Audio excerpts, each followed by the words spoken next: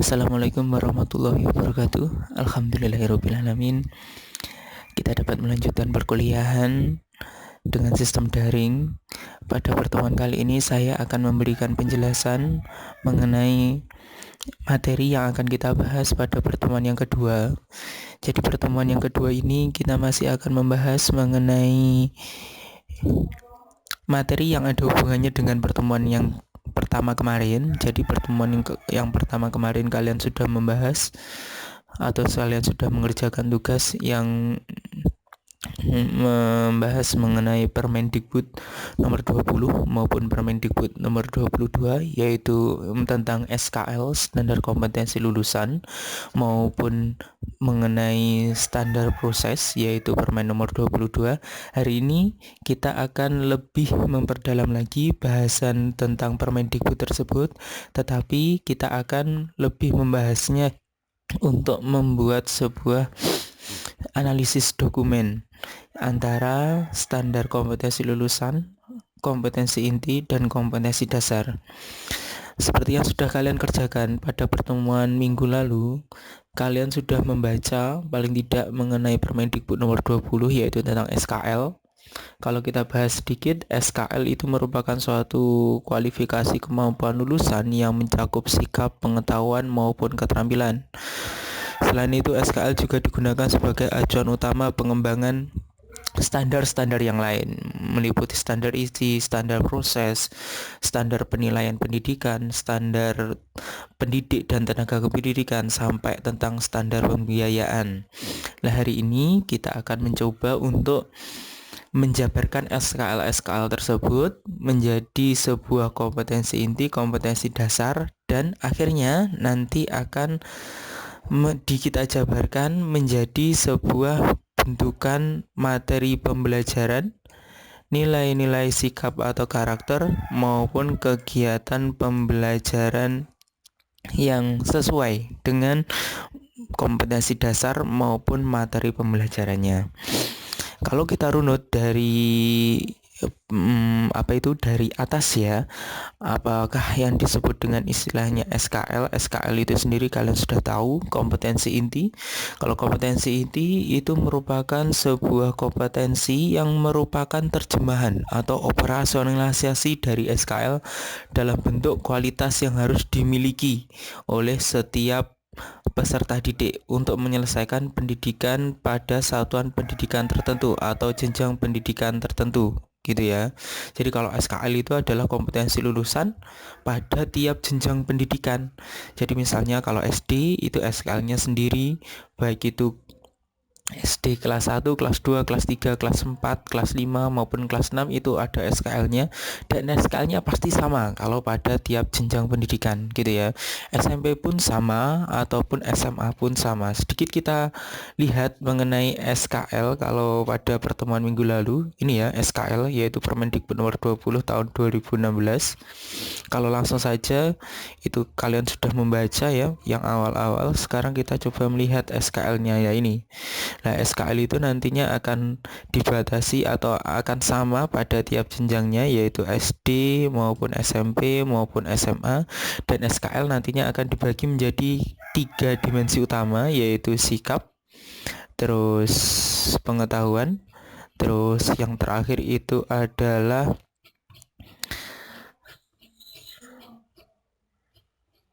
keterampilan, gitu ya. Jadi ada 3 dimensi utama yang menjadi bagian dari SKL. Nah, SKL ini harus kita terjemahkan atau sudah diterjemahkan sebenarnya oleh Kementerian Pendidikan menjadi sebuah kompetensi inti, gitu ya.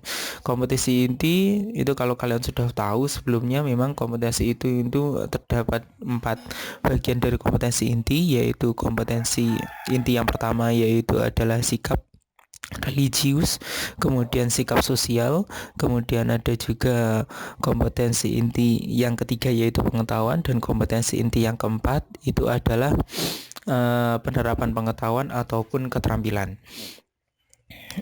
Kalau kita lihat nanti kalian sudah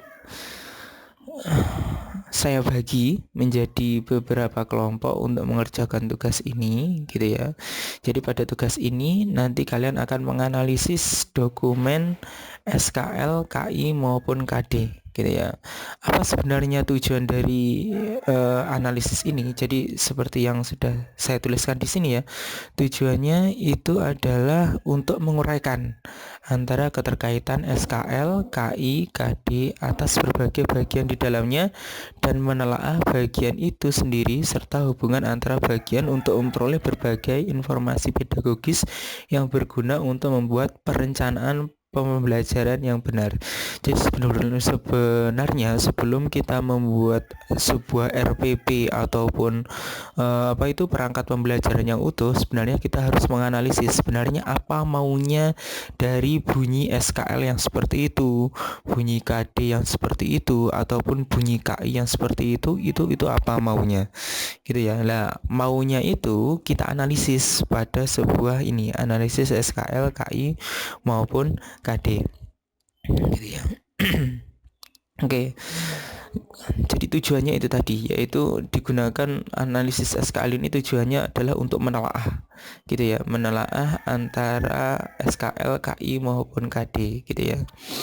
Nah, SKL, KI maupun KD ini digunakan sebagai titik awal perencanaan pembelajaran yang telah memiliki maksud dan tujuan. Analisis ini menjadi titik awal pengetahuan pendidikan karakter juga. Nanti kita akan melihat pendidikan karakter apa yang cocok saat dia memiliki bunyi-bunyi ataupun SKL, KI maupun KD yang tersebut gitu ya.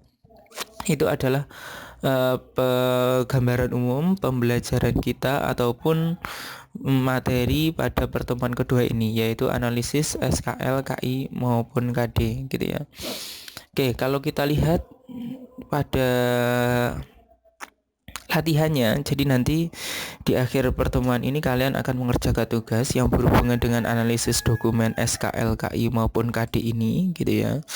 Dan nanti tujuannya adalah ini, tujuannya dari analisis adalah membuat analisis dokumen gitu ya, yang sesuai dengan mata pelajaran masing-masing. Khususnya kalau mata pelajaran kita adalah mata pelajaran IPA, petunjuknya adalah ini ya. Ada, kalian sudah membaca ini pastinya, substansi 20 tahun 2016, kemudian Permendikbud yang terbaru yang tentang kompetensi inti maupun kompetensi dasar tentang kurikulum 2013, yaitu Permendikbud 37 tahun 2018 gitu ya. Nanti sudah saya berikan ini Permendikbudnya gitu ya.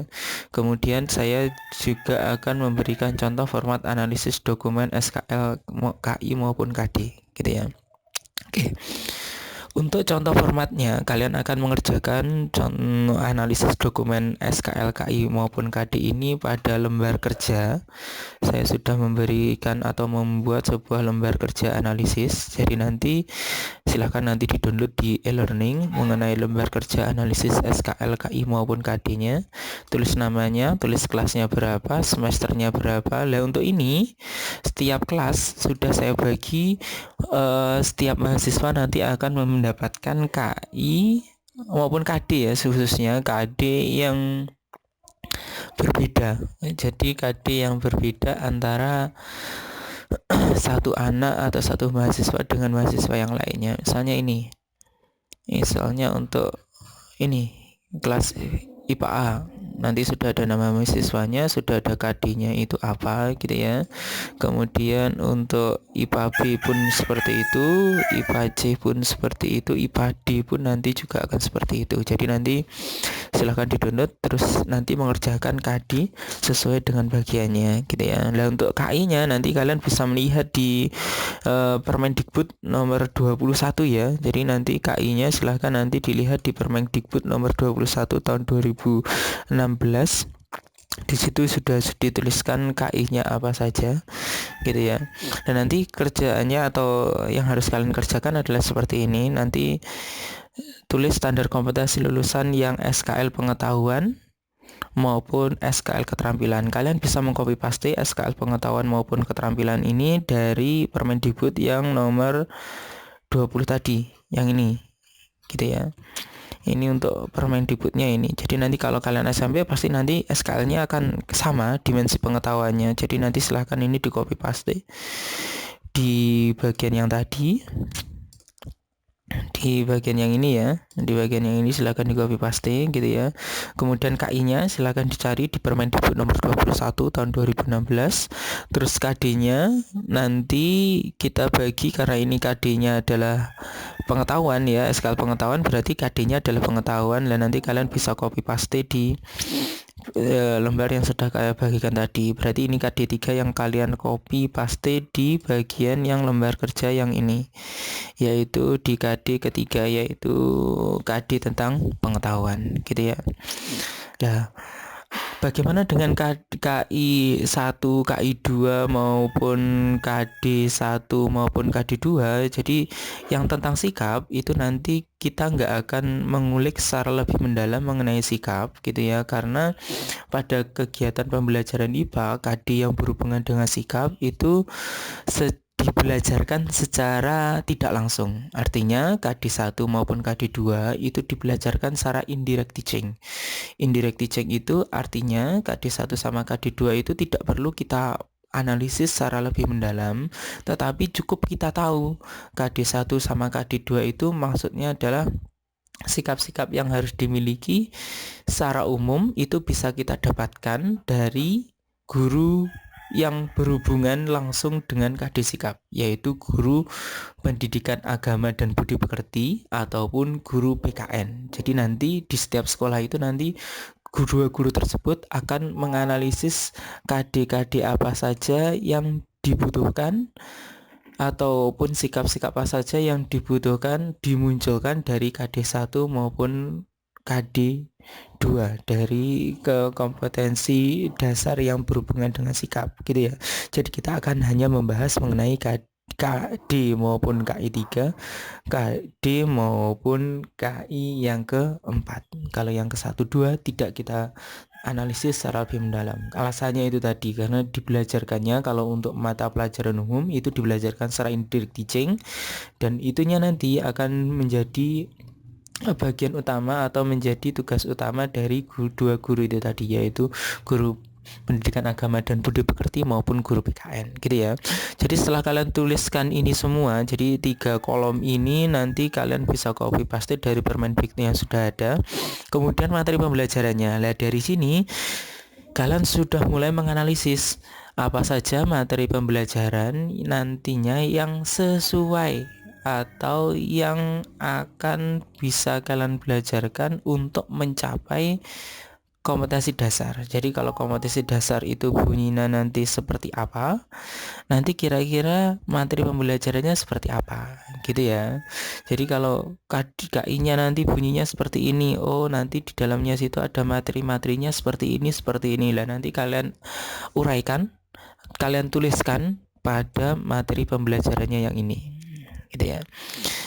Sebenarnya untuk menguraikan materi pembelajaran ini kalian tidak perlu untuk melihat buku dulu. Jadi sebenarnya acuan yang menjadi kesalahan umum itu adalah kalian langsung melihat buku untuk melihat materi pembelajarannya. Sebenarnya kalau kalian sudah menjadi guru yang terlatih ya, atau guru yang expert untuk menganalisis KD, itu dengan pengetahuan yang kalian miliki, kalian bisa menganalisis, oh kalau bunyinya KD seperti ini berarti materi yang perlu saya ajarkan ini itu gitu ya. Jadi tidak terbatas kepada atau tidak mengacu pada buku dulu, tetapi kalian analisis dulu. Baru kalau sudah kalian analisis, kalian tanpa melihat buku kalian analisis, oh materinya ini lah, kalian bisa mengambil referensi dari buku. Oh kalau dari buku materinya adalah seperti itu gitu ya. Itu menjadi referensi utama. Sebenarnya tujuannya adalah membuat kalian bisa menganalisis KD gitu ya. Kalau KD-nya bunyinya seperti ini berarti materi pembelajarannya seperti itu. Begitupun untuk nilai sikap atau karakter. Jadi nilai sikap atau karakter nanti juga kalian rumuskan berdasarkan KD. Jadi misalnya kalau KD-nya itu mengamati atau menganalisis, berarti nilai sikapnya paling tidak ada ketelitian gitu kan ya, kejujuran dan lain-lainnya yang menjadi karakter utama yang ingin kalian munculkan sesuai dengan KD yang sudah ada gitu ya. Begitupun untuk kegiatan yang ini, yaitu kegiatan pembelajarannya gitu ya. Jadi kegiatan pembelajarannya di sini kita belum menggunakan model ataupun metode yang macam-macam, tetapi kita menggunakan kegiatan pembelajaran yang basic saja, yaitu kegiatan pembelajaran yang sesuai dengan pembelajaran saintifik gitu ya. Ada mengamati, menanya, mengumpulkan informasi, menalar maupun mengkomunikasikan. Dan nanti sama seperti materi pembelajaran maupun nilai sikap, silahkan nanti kalian pilih dari kegiatan pembelajaran ini mana kegiatan pembelajaran yang utama untuk membelajarkan subbab-subbab yang sudah kalian tuliskan pada materi pembelajaran ini gitu ya. Jadi nanti satu subbab nanti kegiatannya apa, satu subbab nanti kegiatannya apa, satu subbab nanti kegiatannya apa, begitu ya. Jadi paling tidak itu penjelasan dari saya mengenai lembar kerjanya atau analisis SKL, KI maupun KD yang bisa kalian kerjakan gitu ya. Jadi itu untuk pembelajaran ataupun untuk materi kedua kali ini, dan tugasnya adalah itu. Saya rasa cukup penjelasannya dari saya. Jadi nanti di dalam e-learning nanti akan saya berikan lembar kerjanya, saya akan berikan mengenai handoutnya yang tentang ini. Apabila kurang jelas nanti kalian bisa membaca handoutnya di sini agar lebih jelas lagi gitu ya. Setelah itu nanti juga saya berikan tiap kelas mengenai pembagian kelompoknya. Setelah itu nanti kalian bisa bertanya melalui WA apabila ada materi ataupun ada penjelasan yang kurang jelas mengenai pertemuan kali ini. Gitu ya. Jadi pertemuan kali ini itu dulu dari saya. Nanti silahkan kalau ada yang ditanyakan lewat WA. Alhamdulillahirrabbilalamin. Saya akhiri perkuliahannya ataupun penjelasan saya mengenai materi pembelajaran kedua. Ada kurang lebihnya mohon maaf. Wassalamualaikum warahmatullahi wabarakatuh.